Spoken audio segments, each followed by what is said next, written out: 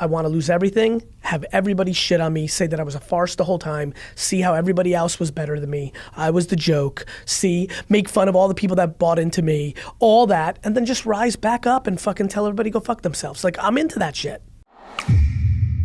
With our business, I mean, we haven't taken a lot of funding, but I still am like, how close do we want to run our margins? And then, but you have to like put money up for rent, right? So in San Francisco, well, and here, you got to put, you know, your deposit and. Well, it's funny, right? Like, you know, we have a lot of jobs we're putting out there at like, you know, 40 and 50, and people are like, how can you live in New York? They like yell at me, and I'm like, by not living in Manhattan, by not buying $7 Starbucks, by not taking Uber instead of the train, like, you could do anything. Like, you know, to your point, you decide, you know, you were in a little bit of a different place. You were in that world. You made you made some money on that exit. You were also in the cocoon of you were in San Francisco cocoon. Yeah, well, now most of our people are in Austin.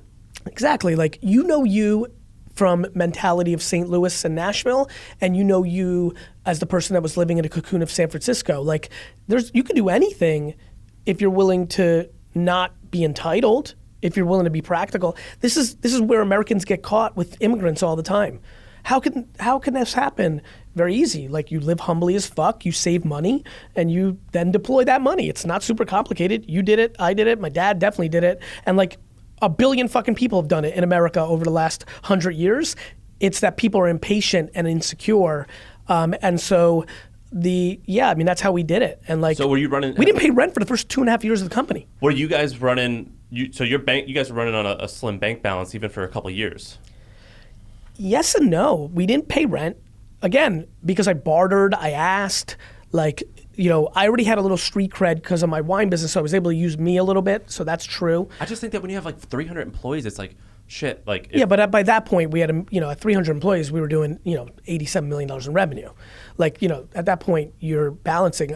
But yeah, I mean, it's also not, you know what it comes down to, and I'm curious how you think about this, and I hope you've been able to hold on to this because it'll make you unstoppable. I'm also I'm actually secretly excited about a headline in the New York Times that says VaynerMedia lays off half of its staff after the recession, because if I made the wrong decisions of saving, which won't happen, but if I did, I'd still be okay with it. Here's why. I deserve it. I made a mistake. I like being accountable. I'm really into accountability. I really think it needs to get like super cool. Alex, do me a favor, text to Andy K right now and tell him I want it accountable as fuck. Hoodie made immediately. I want to wear it. See if he can get it to me this afternoon. Accountable as fuck. In the same way, I apologize. I just want to say this. Like, in the same way that I think kindness and empathy and patience needed to be a bigger part of the formula of entrepreneurship, which is why I've talked about it a lot more. I think accountability, like, I just wish that every entrepreneur, back to your point, razor thin margins. What does that mean? You can get caught. If you're okay with getting caught and paying the ramifications, you win. If you're not, as you know, and I've been listening to you on this interview, people creating exits in media land, creating exits that look like it's an exit, you know it wasn't an exit, they sold their assets for a penny on the dollar, but they didn't have the guts to say we shut down, so they sold early, right? People are not willing to be uncomfortable.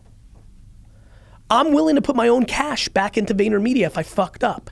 I'm willing to have to let go of 10% of worst employees at Vayner if 9 of our clients fire us. Like, shit changes, things happen. I do these exercises and I tell Adam about it all the time. I just do these exercises all the time where I'm like, if this business goes out of business tomorrow, I'll be fine. You know why? Because you will be fine. Right, and so that's what I do that exercise all the time because so I remember good. When we first started, I'm Love like, that. man, if this, my personality is so tied up in this, but then now it's like, if we go away tomorrow, I'll be just as happy. And that kind of, like, when you protected your downside, that means you have no downside then, and it's only upside.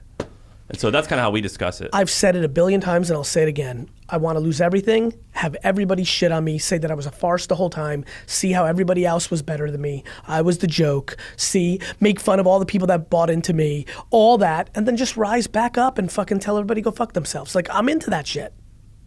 Yeah, I mean, it's really helpful because it's freeing. It's unbelievably freeing.